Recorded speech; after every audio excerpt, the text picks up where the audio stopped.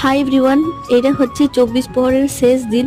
24 প্রহরের প্রথম মিনি ব্লগে আমি তোমাদেরকে বলেছিলাম 24 প্রহরের শেষ দিনে গৌরাঙ্গ মহাপ্রভুকে যেখান থেকে আনা হয়েছিল সেই মন্দিরেই আবার রেখে দেওয়া হবে। তো এক রাস মন খারাপ নিয়ে গৌরাঙ্গ মহাপ্রভুকে আবার সেই মন্দিরে রেখে দেওয়া হলো। তারপর সন্ধ্যাবেলায় আমরা রেডি হয়ে নিলাম একটু। আজকে তো শেষ দিন, আবার এক বছরের অপেক্ষা। আর এখন আমার এতটা পরিমাণ ঠান্ডা লেগেছে যে ভালো করে আমি ভয়েস ওভারও দিতে পারছি না তোমাদেরকে।